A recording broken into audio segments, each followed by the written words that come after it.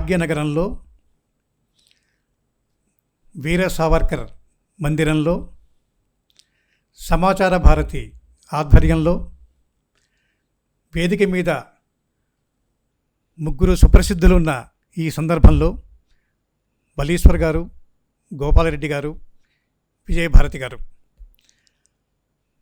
వేదిక ముందు ఉన్న సుప్రసిద్ధ పత్రికా రచయితలు, కవులు, సామాజిక కార్యకర్తలు, అంతకు మించి నిబద్ధత ఉన్న అందరికీ నమస్కరిస్తూ, ఈవేళ మన ముందరి సహా స్వీకర్తలు చెప్పినట్లుగా జర్నలిజం వృత్తి అనేది వృత్తి అవునా కాదా అనే సమస్యగా మారింది. సాయిబాబా గారు అన్నట్టు ఈ వృత్తిని మనం స్వీకరించాం, తర్వాత మనం దీన్ని మన పిల్లలకి వారసత్వంగా ఇస్తామా లేదా అన్నది ఒక పెద్ద ప్రశ్న. ఎందుకంటే ప్రశంసలు ఇప్పుడు ఆనందంగా ఉంటాయి, పురస్కారాలు, పొగడ్తలు, సన్మానాలు చాలా సంతోషాన్ని ఇస్తాయి. కానీ ఒక విశ్లేషణ, ఒక విమర్శ, ఒక సునిశ్చిత అభిప్రాయం అనేది అందరూ సమానంగా తీసుకుంటారని అనుకోవడానికి వీల్లేదు.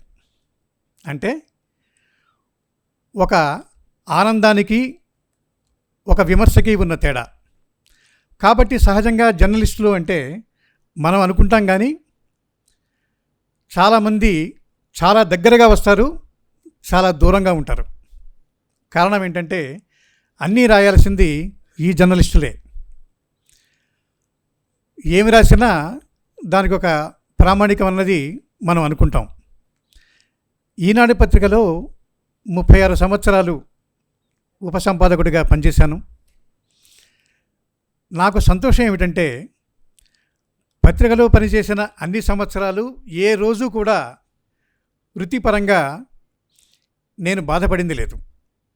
ఎందుకు అంటే మనకు ఏ వార్త మన చేతికి వచ్చినా, ఏ వ్యాసాన్ని మనం రాయాల్సి వచ్చినా అందులో సారాంశాన్ని గ్రహించి, అందులోని జాతిగత భావాన్ని తెలుసుకొని, మానవ స్వభావంలో ఉండే ఒక అంతరార్థాన్ని గ్రహించి, మనిషి బలాన్ని, బలహీనతల్ని అర్థం చేసుకొని ఏది రాయాలో, ఏది రాయకూడదో, ఏది రాస్తే మంచికి చెడు జరుగుతుందో తెలుసుకొని, ఏది రాస్తే చెడుకి మంచి అవుతుందో గ్రహించి ఉండే పరిస్థితి. కాబట్టే ఏ రోజు నేను పత్రికలో పనిచేసినప్పుడు బాధపడింది లేదు. ఎప్పుడు వీలైతే అప్పుడు, ఎప్పుడు అవకాశం దొరికితే అప్పుడు జాతీయవాద భావాల్ని, సామాజిక దృక్పథాన్ని, ఐక్యతని కాపాడుకుంటూనే రాశాం. అయితే వార్తల్లో మనకి అవకాశం లేకపోవచ్చని మనం అనుకుంటాం. ఉదాహరణకి మనకు ఈ సభామందిరంలోనే మనకి ఒక సైరన్ ఫోన్లో మోగింది. ఈ సమాచారం మనకు తెలుసు, కొంతమందికి ముందుగానే తెలుసు. అది ఎందుకు అన్నది చెప్పడంలో మరి ప్రభుత్వం కానీ వారు సఫలం అయ్యారా అనేది ఒక ప్రశ్నార్థకం. అంటే జర్నలిజం ఇంత క్రిటికల్గా ఉంటుంది. అంటే ఒక విషయాన్ని మనం ప్రజలకు చెప్పేటప్పుడు అది సరిగ్గా వారి దగ్గరికి వెళ్తుందా లేదా, ఆ సమాచారం వాళ్ళు అర్థమయ్యే పరిస్థితిలో ఉందా లేదా, ఎందుకు ఏమిటి అనేది మనం చెప్తున్నామా లేదా అనేది తెలుసుకుంటే తప్ప మనం సమాచారాన్ని ప్రాపర్గా అందించలేం సౌకర్యంగా. అదేవిధంగా పత్రికా రచయితలు కూడా మనం రాసే రాతల్లో, మనం మాట్లాడే మాటల్లో ఒక నిజాయితీ అంటూ ఉండకపోతే మనం రాణించలేం. అసలు ఒక్కరోజు కూడా మనం ఉద్యోగం చేయలేం. మనకి ఆ నిబద్ధత, అంకితభావం అనేది మన మనసులో లేకపోతే ప్రతిరోజు మనకు అగ్ని పరీక్షే. ఆ అగ్ని పరీక్ష తట్టుకోలేకనే ఇవాళ యువతరం చాలామంది ఈ వృత్తిలోకి రావడానికి జంకుతున్నారు. ఎందుకంటే ఇక్కడ ప్రశంసలు, పొగడ్తలు, సత్కారాలు రోజు ఉండవు.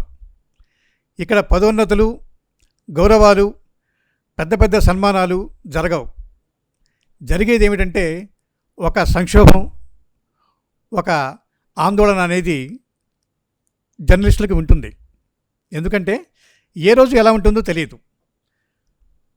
ఉదాహరణకి నేను పత్రికలో పనిచేసిన అనుభవాన్ని కొద్ది క్షణాలు నాకున్న సమయంలో చెప్తాను. మేము కేంద్ర సంపాదక బృందంలో పనిచేసినప్పుడు మా బృందం అంతా కార్యాలయానికి వచ్చేవాళ్ళం. వచ్చిన తర్వాత మాట్లాడుకునేవాళ్ళం. ఏ రోజు ఏం రాయాలో మాకు ముందుగా ఏమీ తెలియదు. ఈరోజు రాగానే ఫలాని బస్సు అగ్ని ప్రమాదం జరిగింది, 32 మంది సజీవ దహనమయ్యారు అనే వార్త మాకు వస్తుంది. దాని మీద రాయాలి ఆ రోజు. అంటే అప్పటి ఆక్రోశాన్ని ఆందోళనని మాదిగా చేసుకొని నేనే ఆ బస్సులో ఉన్నానేమో అనుకొని రాస్తే తప్ప ఆ వార్త కానీ వ్యాసం కానీ పండదు. తర్వాత రోజున ఒక మహాకవికి ఒక పెద్ద అవార్డు వస్తుంది, ఆయన గురించి మనం రాయాలి. ఆ తర్వాత రోజున ఏదో ఒక మానవాశక్తి కథనం, మనం అనుకున్నట్టుగా ఒక మంచి కథనం మన చేతికి వస్తుంది. దాని మీద మనం హ్యూమన్ ఇంట్రెస్ట్ స్టోరీ అనేది రాయాలి. అంటే ప్రతిరోజు ఏది మా చేతికి వస్తుందో మాకే తెలియదు. వీటన్నిటికీ సిద్ధంగా ఉండి రాస్తే తప్ప మనం ఆనందాన్ని అనుభూతి చెందలేం. ఇక్కడ ఆనందం అంటే మనకున్న ఆలోచన. ఇలాగ ప్రతిరోజు అనుకుంటూ, ప్రతిరోజు ఆలోచిస్తూ నా పని నేను చేసుకుంటూ వచ్చాను. 36 ఏళ్ళు గడిచిపోయాయి. ఇందుకు దైవానికి కృతజ్ఞత చెప్పాలి. ఇప్పుడు సమాచార భారతికి చెప్పాలి. ఎందుకు అంటే నేను ఉద్యోగ విరమణ చేసి కూడా 6 ఏళ్ళు అయింది.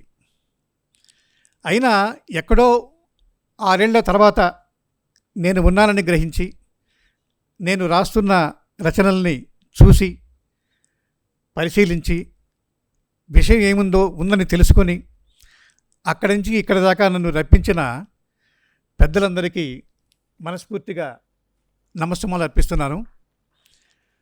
ఎందుకంటే అక్కడి నుంచి ఇక్కడికి రావడానికి మధ్యలో అనేక వందల మైళ్ళు ఉన్నాయి, అనేక సంవత్సరాలు గడిచిపోయాయి. అయినా కూడా ఇవాళ మీ ముందుకి వచ్చి మాట్లాడే అవకాశం నాకు వచ్చింది అంటే జర్నలిజం వృత్తిలో ఉండే గొప్పతనం అది. నేనే ఉదాహరణ అని మీకు మనవి చేస్తూ, ఈ వేదిక మీద ఉన్న మా వల్లీశ్వర్ గారు, ఆయన మాకు గురువు. రిపోర్టింగ్ ఎలా ఉండాలో ఆయన రాసి మాకు చెప్పినవారు. నేనంతా సబ్ ఎడిటర్గా ఆఫీస్లోనే నా జీవితం గడిచిపోయింది. అప్పుడు ప్రతిరోజు వల్లీశ్వర గారు ఏ వార్త ఎలా రాస్తారా అని ఒక పాఠకుల్లాగా మేమందరం ఎదురు చూసేవాళ్ళం. ఈనాడులో ప్రతిరోజు మాకు ఒక ఉత్కంఠ, ఆయన ఏమి రాస్తారో ఈరోజు వార్త అని. ఇలాంటి అనుభవాలు పొంది, మరి ఇలాంటి విషయాలు తెలుసుకొని, మీలాంటి పెద్దలు, అనుభవజ్ఞులు, ఆత్మీయులు, మీ ఆశీస్సుల వల్ల, మీ దీవెనల వల్ల, మీ ప్రోత్సాహం వల్ల 66 ఏళ్ల వ్యక్తి ఇవాళ మీ ముందు నుంచున్నాడు. అందుకు కృతజ్ఞతాంజలి సమర్పిస్తూ, ఇదే సంతోషంతో, ఇదే సంతృప్తితో, ఇదే ఆలోచనతో నేను రచనలు కొనసాగిస్తానని మనవి చేస్తూ, రచనల్లో జాతీయ భావాల్ని, మంచి ఉద్దేశాల్ని, సానుకూల దృక్పథాన్ని కలిగిస్తూనే ఉంటానని విజ్ఞప్తి చేస్తూ, నాకు ఈ మంచి అవకాశాన్ని కలిగించిన మీ అందరికీ పేరు పేరున నమస్కృతులు సమర్పిస్తూ సెలవు తీసుకుంటున్నాను.